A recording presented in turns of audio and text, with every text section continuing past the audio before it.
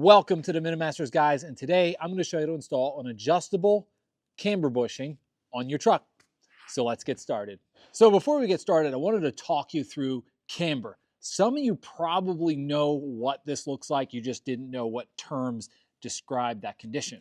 So camber is the relationship of your wheel to your axle. So in an ideal circumstances, it is 90 degrees perpendicular with your axle, and or as we visually see it, your wheel and tire perfectly straight up and down along the side of the vehicle, or with the ground. Okay. Now, if you've been driving a twin traction beam truck for a while, like the OBS Fords, they're the only ones that have it, when you reverse into a parking spot, you'll notice sometimes you get negative camber. That's where the top of the wheel tips in towards your vehicle. Just kind of how the TTB is, especially when things wear out. The reason why I'm putting the adjustable camber bushing in my truck today is because I have positive camber, which is where the top of the vehicle tips, the top of the tire, tips out away from the vehicle. Now, too much of either isn't good. It will wear out your tire unevenly. It does affect how your truck performs, steering, going straight, and all that. So ideally, we're closest to neutral as possible. Factory settings normally is you're just a teeny bit on the negative side. So now you know what camber is. Let's go put that bushing in.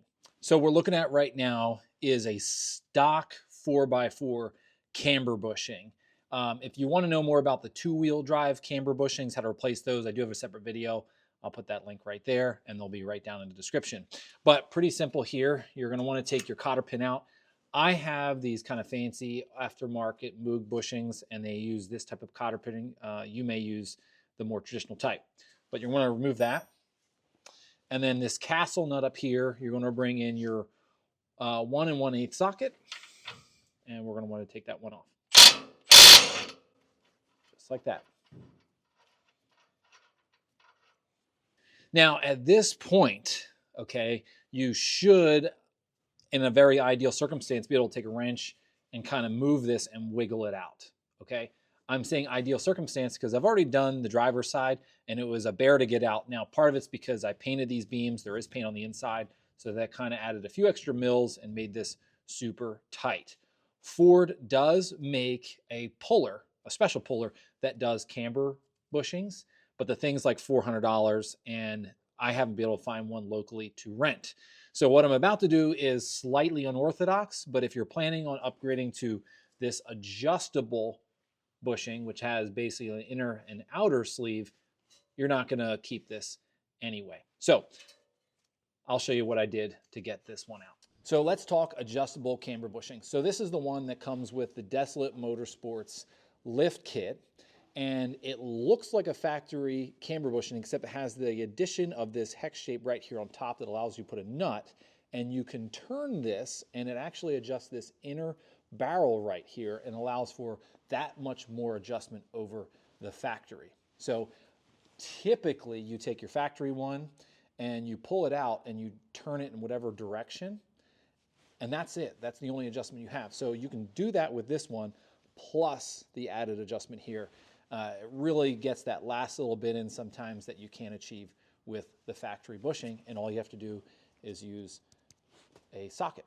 So let's get back to removing that factory bushing. So if you're like me and your factory bushing is near impossible to get out without a nut or wiggling or anything that I would consider in the realm of normalcy, here's what you're going to do. So that's the one from the driver's side. I took an angle grinder with a .050 carbon cut wheel, and I cut slots in both sides, okay? And that was so I could fit this puller on there. This is kind of a small pitman arm puller, and that was the magic. It came out within seconds. Trust me, this will save you hours of work because I wasted that much time trying to get the driver's side out. The only other method, if you don't want to go this route, is you quite literally have to disassemble the entire knuckle and everything, and basically you're just going to take almost your whole hub off. Now, that's a little more difficult to do on a 4x4 because you do have your axle shaft, but the idea is once it's loose, so basically this nut and the nut down for your lower ball joint, is so that the whole thing drops and basically you don't have it pressing up into your bushing. That's the other foolproof method if you're trying to save the bushing. I don't care about these because we're going to go with these adjustable camber bushings. Now, when you buy a kit from Desolate Motorsports, they will actually mark on here which way it should face, and they've already got it adjusted. So pretty cool that they've already done the homework and figured that out for you. Obviously, it's still a good idea to go get your truck aligned because every truck is slightly different, but definitely a big bonus if you get them through Desolate Motorsports with your lift kit. Now, let's get grinding. So just a quick safety note, when you're using an angle grinder, double up on your eye protection, wear some good gloves, and you better protect your ears.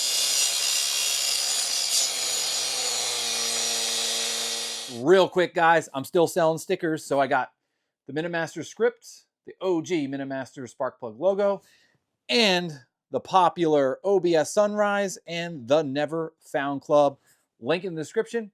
Let's get back to wrenching. So here we are, barely a 5-minute detour, if you will, and I've got 2 grooves on the side. I got my pitman arm puller on here, and I'm all ready with my socket.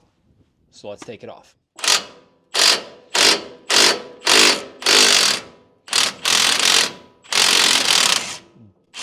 Butter, baby. Trust me. Hours you could waste trying to remove that thing. Just took a couple seconds. So before I go and I put the adjustable camber bushing in, if you recall, I said that I painted these beams and the paint probably added unnecessary thickness to the inside. It's probably what made the factory bushing hard to remove. And you can see the paint right there. So I intend to remove that. So I got these really cool wire brushes that fit on a drill. And I'm just going to go around, clean it up. So I'm just going to add a little grease in here. Reason for this is so that I don't have to have this issue again and to make future adjustability easier. The nut holds it down, so I'm not concerned with this causing an issue with the bushing sliding out. So now the moment you've been waiting for, time to put the bushing on, putting that line out here. I'm lining it up with this little stud right here. And so the thing I'm going to do here is I'm going to move the whole axle hub to facilitate it getting lined up, right? So we're almost there. Okay, I'm going to bring in my dead blow from Olsa Tools, and there we go. Just massaging it into place.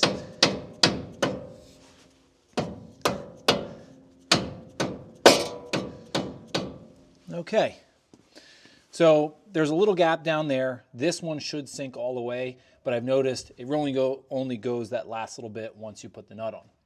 So let's do that.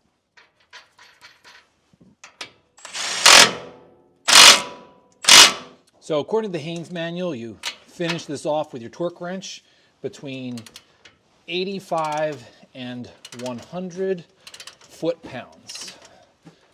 So with my split beam torque wrench from Olsa Tools and my 1/8 inch socket, here we go. And there you have it. One minor tip. See the little hole right there in the side of the stud? Well, the bit of castle nut is in the way. So I'm going to adjust my torque wrench up a little further, and I'm going to spin this until that hole is visible. Almost there. There we go. And that will allow us to put our pin in. And there you have it, guys. Just like that, you've added the ability to further adjust the camber on your truck, eliminate either that excessive positive or negative camber. And I think I've been out here an hour. So that's it, guys. See ya.